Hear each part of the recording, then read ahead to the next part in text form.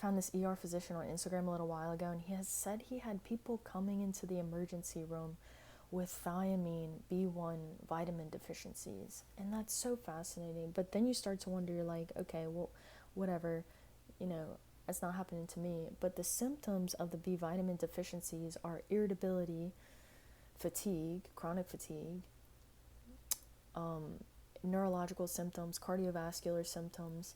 So, you know, it's interesting because, like, you can look at almost any disease state and you could see the same themes pop up: insulin resistance, chronic fatigue.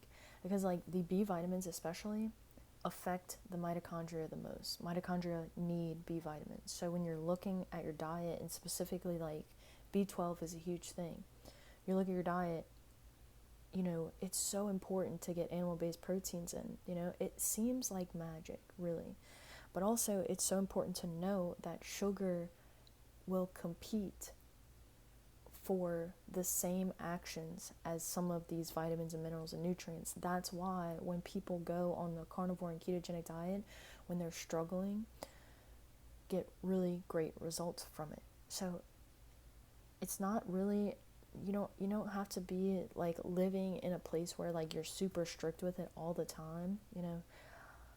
I'm not trying to say that. I'm trying to say that, you know, if you are struggling with fatigue or like muscle loss, you know, these random things like frustration, you know, anxiety, the minerals and nutrients, they all play a part. So like, even let's say like the next month or whatever, like you're used to having burgers or whatever with your family, and you're just like, okay, this next month, every time I get together with my family, we have burgers, I'm just gonna skip the bun. I'm just gonna have the meat, you know, double up the meat just for a month. You know, you will notice a huge difference because food is medicine. And like, if you take medicine, like if you were, some medications take a while, but if you were to take a medication, it should work relatively quickly, you know. So you don't have to make it super complicated. But yeah, vitamin B1 deficiency is like, the mitochondria, they need the B vitamins, and they are the powerhouse of the cell. Everybody knows that. But what does that mean? You know, they need to have what they need to do their job.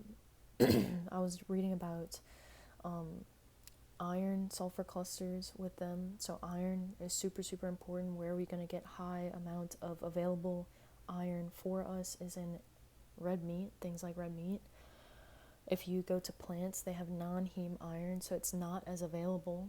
And plants will have anti-nutrients. So you just say, you're like, okay, for this one day, I'm just gonna saturate myself with animal-based protein. Sometimes I'll have like an egg day, you know, where I just eat eggs, you know. Like, you can have those days, you know. It's just like, okay, today I'm gonna fast. Okay, today I'm gonna go to the gym. Today I'm gonna, you know, go out in the sun. Like, you can have days where you're like focused on doing certain things that are really, really nourishing for the body. So that's the thing, is when you are trying to nourish the body, don't let the sugar try to compete for these minerals and nutrients, because the sugar will win. Sugar is like easy money, dopamine hit. Investing into minerals and nutrients, investing to the mitochondria, is a delayed gratification investment. So it's a little bit more challenging, requires a little bit more restraint, but the rate of return is so much higher. So, you know, keep it simple. You don't have to be perfect, but you will notice a difference. Like, if you were to start like a carnivore ketogenic diet, you will notice a huge difference in how you feel and how you show up for other people. You know, it's like the ketogenic diet was discovered to treat non-medical treated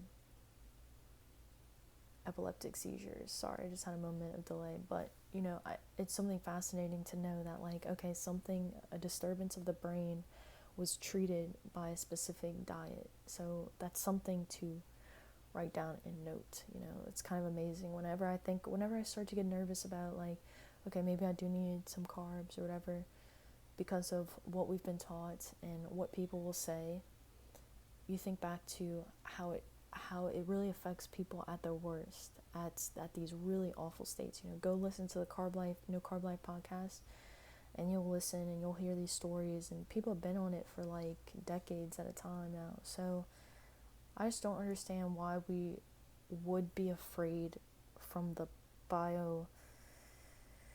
biochemical perspective. It would make no sense to be afraid of it biochemically. It would be the same thing as saying you should be afraid of being on carbohydrates for that extended period of time. Like, that should be feared.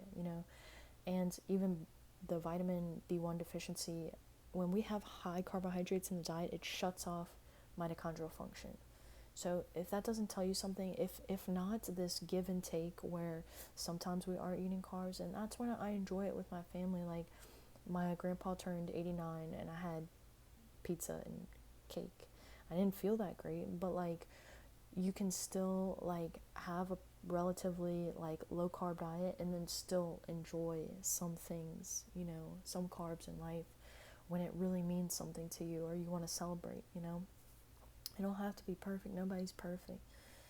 But these mechanisms, they're so fascinating. Nutrient deficiency is so fascinating.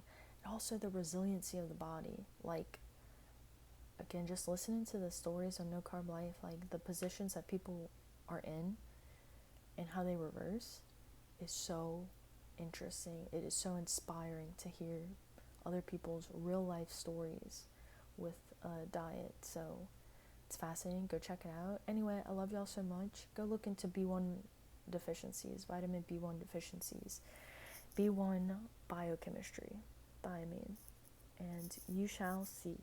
Seek and you shall find. But I will catch you later. I hope this was of value to you, and I wish you the best of luck.